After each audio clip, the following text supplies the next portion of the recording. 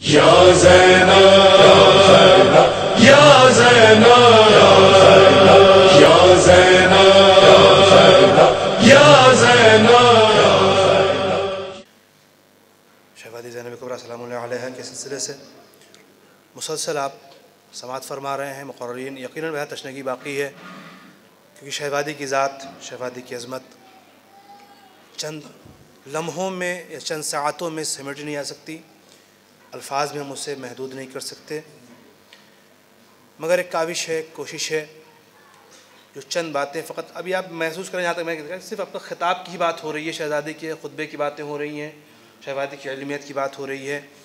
और यकीनन बहरहाल जो इल्म है शहज़ादी का, वो आपके सामने बयान करने की ज़रूरत नहीं है। मैंने कहा था कि चौथे इमाम ने जो सनद दी है वो काफ़ी है समझने के लिए वो इल्म कहाँ का है, कैसा है।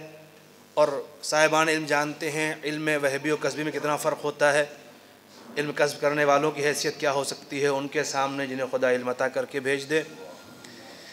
और ये इल्म की बातें बार बार शहज़ादी की ज़ात से मखसूस यहाँ जो उलमा बैठे हैं अक्सर उसी शहज़ादी की बारगाह से इल्म लेकर के आए हुए, और मुसलसल गुफ्तगू इल्म पर होना, कम से कम इतना पैगाम तो शहज़ादी की विलादत के मौके पे जा ही सकता है कि हमारा एक गहरा रिश्ता इल्म से है, हमारा वक़ार इल्म की वजह से है, हमारी शनाख्त इल्म की वजह से है। और ये इल्म ही है जो इस बात को साबित कर देता है कि जहाँ तलवार काम नहीं करती वहाँ इल्म का ज़ोर दुश्मन से भी अपनी बात मनवा लिया करता है। जहाँ खंजर और नेज़े नहीं चलाए जा सकते वहाँ खुतबों के अल्फाज के ज़रिए से वो काम किया जा सकता है कि फ़िक्रें बदल दी जाएँ। गोया इल्म वो सरमाया है। अगर आप महसूस करें, चौथे इमाम जब खुतबा देने जा रहे थे तो दुश्मन ने यही कहा था, ये उस घराने का है जिसे इल्म चुगाया गया है। उसका डर बता रहा था अगर इस घर का इल्म बोलेगा तो फिर हुकूमत का बनाया हुआ पूरा वो ख्यालों का महल मिस्मार हो जाएगा जिसके ज़रिए से हमने दुनिया को गुमराह कर रखा है। अज़ीज़ान मोहतरम, एक पैगाम था कि इल्म की अहमियत बहरहाल शहज़ादी की विलादत की तारीख़ की मुनासबत से पहुँचना। दूसरी बात, अगर शहज़ादी की हयात पर गौर किया जाए, जो सारी बातें हो रही थी उसके सिर्फ एक जुमला कहना चाहूँगा। शहज़ादी ने बता दिया कि तशद्दुद का जवाब तशद्दुद ही नहीं हुआ करता, अदावत का जवाब अदावत नहीं हुआ करता। जुल्म और सितम के मुकाबले में जुल्म करना ज़रूरी नहीं है, ताकत के मुकाबले में ताकत का इस्तेमाल लाजमी नहीं है। हाँ, अगर इल्म और हिकमत हो तो बड़ी से बड़ी ताकत को अपने इल्म के ज़ोर पे ज़ेर किया जा सकता है। लिहाजा सिर्फ एक बात कहना चाहूँगा, ये जो सारी बातें हमारी हो रही हैं इससे कम से कम हमें इल्म का अंदाज़ा तो हो जाएगा ना, इल्म की ताकत का अंदाज़ा हो जाएगा। लिहाजा आज की तारीख़ में मैं अपनी पूरी कौम को सिर्फ एक पैगाम देना चाहूँगा, कम से कम आज की तारीख़ में महसूस करो, इल्म सबसे बड़ी ताकत का नाम है। जब हुकूमतें हमारी मुखालिफ हो जाएँ, ताकतें हमारी ज़िद में खड़ी हो जाएँ, तख्त हम पर जुल्म करने लगे, हाकिम हमारे मुखालिफ हो, तो हमें तलवार नहीं अपने इल्म की सलाहियत को इतना बुलंद करना होगा कि बड़ी बड़ी हुकूमत सर झुकाने पर मजबूर हो जाए, हमारी काबिलियत का एतराफ़ करने पर मजबूर हो जाए, हम हाकिम की हुकूमत के मोहताज ना रह जाएँ। भाई इन्हीं जुमलों के साथ मैं बहुत ही अदब व एहतराम के साथ एक इल्मी मरकज़ के मुदीर, जामिया अबू तालिब के बानी और मौसूस मुदीर जनाब सैफ अब्बास साहब को गुज़ारिश करूँगा कि तशरीफ़ ले आएँ और अपने बयानात से मोमिन क़ुलूब को मुनव्वर फरमाएँ। औज़ु बिल्लाहि मिनश शैतानिर रजीम, बिस्मिल्लाहिर रहमानिर रहीम। इन्ना ज़य्यना समा दुनिया बिज़ीनतिल कवाकिब। क़ब्ल इसके कि इस आय मुबारका के सिलसिले में कुछ बयान करूँ, मैं मुबारकबाद पेश करना चाहूँगा अपने अज़ीज़ भाइयों का कि जो लोग बड़ी ज़हमत और काविश के साथ इस जश्न का अहतमाम करते हैं। और मैं बहरहाल सुबह से देख रहा हूँ कि जिस तरीक़े से मोमिनीन जबलपुर भी उनके शाना बशाना हैं, मैं शुक्रिया नहीं अदा करूँगा मैं कुछ होता भी नहीं हूँ शुक्रिया अदा करने वाला, क्योंकि जो ये काम कर रहे हैं वो यहाँ के लिए नहीं वहाँ के लिए हो रहा है। इसकी जज़ा शहज़ादी देंगी। और बहरहाल जहाँ से हम लोग एक एक कतरा लेकर निकले हैं इल्म का, सैयदा ज़ैनब, अब तो उसकी यादें रह गई हैं, लेकिन बहरहाल परवरदिगार का करम है। गौर आपने किया कितनी शिद्दत थी सैयदा ज़ैनब को ख़त्म करने की और सीरिया को। क्या दुश्मनी, वहाँ कोई सैयद तख्त पे नहीं बैठा हुआ था, किसी सैयद की हुकूमत नहीं थी। वहाँ क्या वजह थी जो सब तरह की दुश्मनियाँ जमा होकर और मिसमार करना चाहती थी रोज़ों को और उस मकाम को? क्या वजह थी?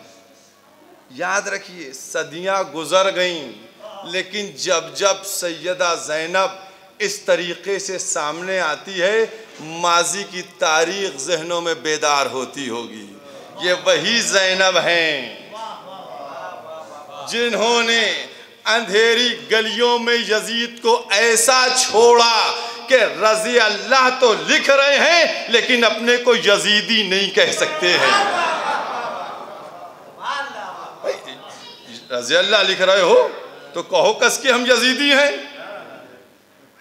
हम अगर हुसैनी हैं तो कहते हैं हुसैनी हैं, माइक पर चढ़ बढ़ कर कहते हैं हुसैनी हैं, तो आप भी कहिए। लेकिन शहजादी ने जिस तरीके से उसको रुस्वा किया, उसके मिशन को पामाल कर दिया, भाई आप खुद गौर करके बताइए, ये जुमला कि ये गिरोह बागी है, भाई है हिम्मत तो कहो रसूल के नवासे को कत्ल किया। ये तुम्हारी कामयाबी, अगर चाहते हो मैं कामयाब हूं तो कहो हमने रसूल के नवासे को कत्ल किया। लेकिन नहीं, ये कहना कि गिरोह बागी था, उसके मर्दों को कत्ल किया, औरतों को कैद कर लिया, ये खुद तुम्हारी नाकामी को बयान कर रहा है कि तुम नाकाम हुए हो, तुम कामयाब नहीं हुए हो। ये अजमत है शहजादी की, जो खुतबे हैं जनाब ज़ैनब की, जिस तरीके से उन्होंने फतह किया। और बहरहाल मैंने जो आया करीमा को, कुरान करीम के 37वें सूरे की 6 नंबर आयत है, जिसमें परवरदिगार ऐलान कर रहा है कि हमने आसमानों को सितारों से जीनत बख्शी। कुरान करीम में मुख्तलिफ मकामात के ऊपर जीनत का तस्किरा है। हमने हयात को माल और औलाद से जीनत दी, हमने चिरागों से जीनत दी, हमने बुरूज से जीनत दी। और सूरह कहफ की 7वीं आयत में परवरदिगार ने कहा जो सब चीज़ें ज़मीन पर दिख रही हैं ये सब इसी की जीनत हैं। ये सारी चीज़ें हैं।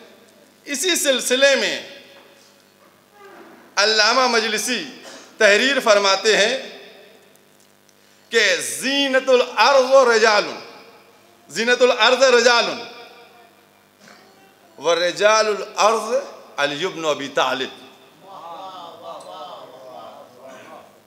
जमीन की जीनत कौन और उन सब की जीनत कौन?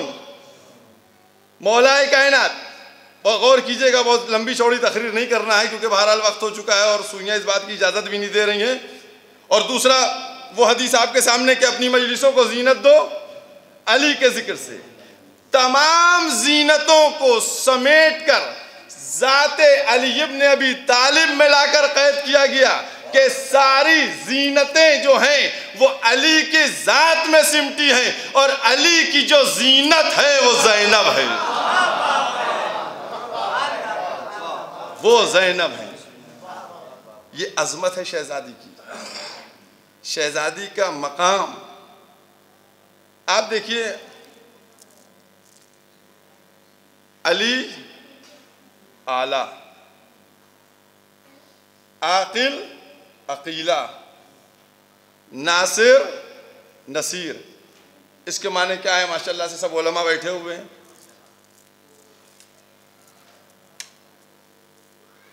परवरदिगार आलम ने, देखिए नसीर के मतलब क्या हुए? नसीर का मतलब हुए मदद करते रहना। नासिर का मतलब क्या हुआ?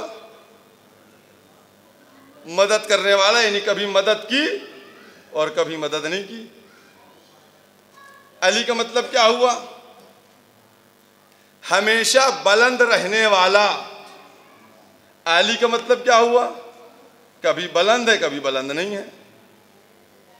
आकिल का मतलब क्या हुआ? कभी अक्ल साथ में हो और कभी ना हो। और अकीला का मतलब क्या हुआ? शहजादी का एक लक़ब ना, अकीला बनी हाशिम, यानी कभी भी शहजादी दो आलम से अक्ल दूर नहीं रही। जिस तरीके से अभी बात हो रही थी फिरासत की कि कूफे में कौन सा खुतबा दिया, वहां कौन था, किसको मुखातब किया, और शाम में कौन सा खुतबा किया, ये उस शहजादी का करम है। उन्होंने बतला दिया कि देखो जितनी भी मुसीबतें हमारे ऊपर आ जाएं, कभी हमें यह ना समझना कि हम जज्बात में या गम में बहकर कोई बयान दे, बल्कि जो भी हमारा खुतबा होगा वो अक्ल के साए में होगा, अक्ल के साथ होगा। ये अजमत है मेरी शहजादी की, ये मकाम है। और उसी तरीके से एक लक़ब जो यहाँ लिखा हुआ था, अभी मैंने देखा, शरीकतुल हुसैन, इसका मतलब क्या हुआ? कह देंगे इमाम हुसैन की शरीक। जब जनाब मूसा को दरबार में भेजा जाने लगा कि जाओ फिरौन के दरबार में, तो मूसा गए थे? नहीं। पूरी दुआ कुरान में मौजूद है, सीने को कुशादा कर दे, ज़बान की गिरों को खोल दे, हमारे भाई को हमारा शरीक बना दे। फिरऔन के दरबार में हारून नबूवत के शरीक हो रहे हैं। बस उसी तरीके से दरबार यजीद में शहजादी ज़ैनब शरीक इमामत हो रही हैं। वो इमामत की शरीक किस तरीके से, और देखिए कि दीन आदम से लेकर खातम तक पहुंचा रहे, इस्लाम को बयान कर रहे हैं। दीन आदम से लेकर खातम तक मुकम्मल हुआ। दीन मुकम्मल कब हुआ? मुकम्मल दीन उस वक्त हो गया कि जब विलायत अली इब्न अबी तालिब का ऐलान हुआ। अच्छा, अब मुकम्मल हुआ तो क्या महफूज भी हो गया? महफूज नहीं हुआ। महफूज कब हुआ? दीन मुकम्मल गदीर में हुआ, बाप की विलायत के साथ। और महफूज उस वक्त हुआ कि जब बेटे ने शहादत दे दी। बेटे की शहादत के बाद दीन महफूज हुआ। तो बस याद रखिए, अगर दीन में इमाम हुसैन नाना के दीन को न करबला में बचाते तो वो अरब में कहीं खत्म हो जाता। लिहाजा हुसैन ने कुर्बानी देकर दीन को बचाया। और अगर इमाम हुसैन कुर्बानी दे देते तो मकसदे करबला खत्म हो जाता। लेकिन शहजादी ज़ैनब ने मकसदे करबला को बचाया, करबला के मकसद को बचाया।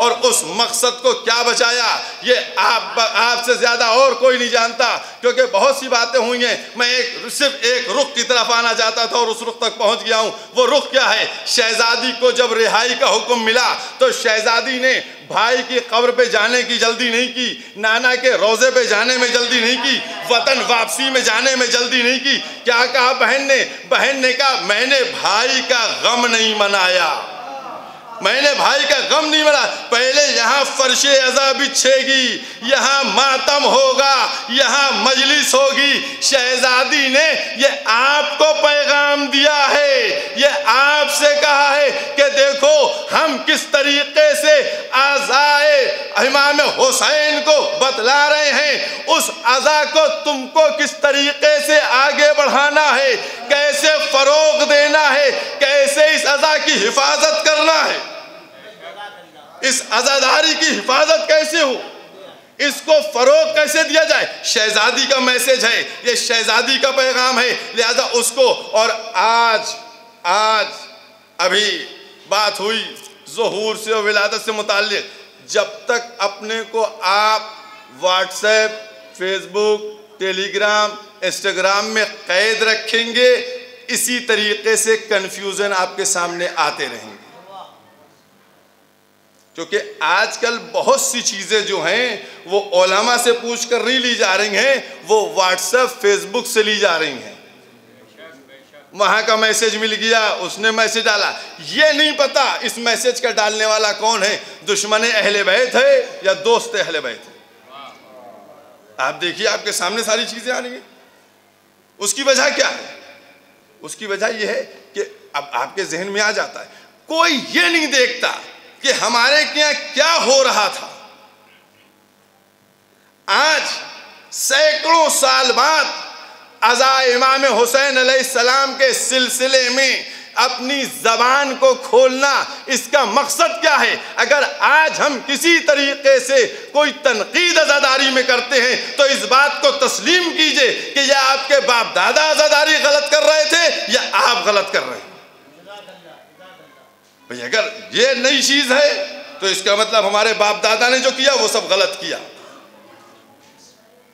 याद रखिए, हमको जो पैगाम मिला है, हमको जो मैसेज मिला है, और हमको कोई बीच में वास्ता नहीं है, सब कुछ बिला फसल मिला है, बिला फसल मिला है। हम इसीलिए तो नाज करते हैं कि हमारे पास सब चीज़ें बिला फसल आई हैं, और इन वजहों में मत जाना चाहिए कि ये चीज़ हमको कुरान में दिखाइए, ये कुरान में कहाँ लिखा है, ये कुरान में कहाँ लिखा है। अगर सब कुछ कुरान में ढूंढिएगा तो सबसे पहले नमाज छोड़ दीजिए। नमाज, ये नमाज जो वुज़ू करके खड़े होना और खड़े होने के बाद तकबीर कहना और तकबीर कहने के बाद सूरह अलहम्द पढ़ना और सूरह अलहम्द पढ़ने के बाद दूसरा सूरा पढ़ना, ये प्रॉपर तरीका कहाँ कुरान में लिखा है? हमको सब कुछ इशारे कुरान से मिले हैं, तफसील दरे आले मोहम्मद से मिली है। इसीलिए तो कुरान करीम ने डिटेल नहीं रखी। अगर कुरान में डिटेल रख दी जाती तो हस्बुना किताबुल्लाह का दावा सच्चा हो जाता। इसीलिए परवरदिगार ने कहा कि इशारे कुरान में रखेंगे, तफसील अहले बैत में रखेंगे, ताकि दरे अहले बैत पे आने में मजबूर रहे। ये अजमत है, हमारे ऊपर लाजिम है हम समझें। और बहरहाल शहजादी की अजमत, जनाब ज़ैनब का मर्तबा, क्या मर्तबा है, क्या आज़मत है। बस इतना समझ लीजिए कि माँ उम्म अबीहा हैं और बेटी बाप की जीनत है। बस इससे ज़्यादा और कुछ नहीं। बेटी बाप की जीनत है। गौर किया आपने? ये है अज़मत शहज़ादी की। और मैं ये समझता हूँ कि शहज़ादी ज़ैनब ने जिस तरीक़े से करबला में शुजाअत का मुज़ाहरा किया और उसके बाद ये सफ़र कूफ़े का और कूफ़े से शाम का, ये सारे सफ़रों को तय किया और उसके बाद फिर पलट कर आईं, मैं समझता हूँ बीबी चाहती यही थी कि जहाँ हमको इस तरीक़े से दयार बदयार फिराया गया, हम उसी शाम में जाकर अपने रोज़े की तामीर करवा कर आने वाले यजीदियों को जवाब देते रहेंगे कि आओ आकर देखो आज कौन जीता कौन हारा, कौन जीता है कौन हारा है, ये दुनिया के सामने है।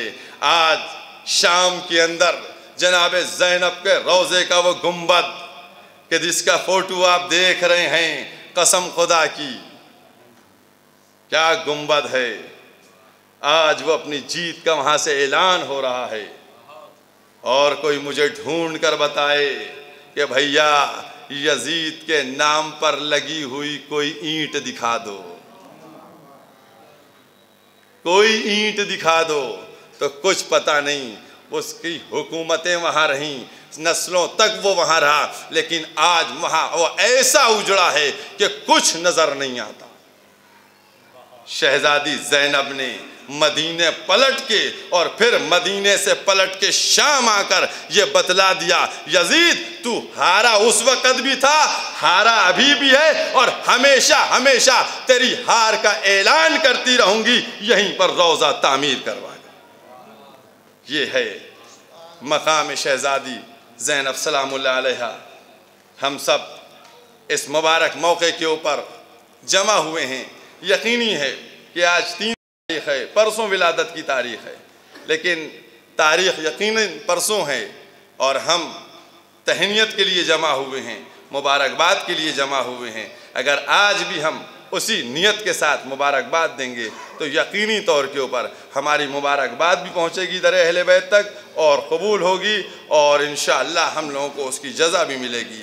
बन इन्हीं अल्फाज के साथ हम एक सलवात भेजें हम लोग तहनीत के लिए अपने इमाम ज़माना की खिदमत में और हम लोग मुबारकबाद। व आखिर दावाना अल्हम्दुलिल्लाहि रब्बिल आलमीन।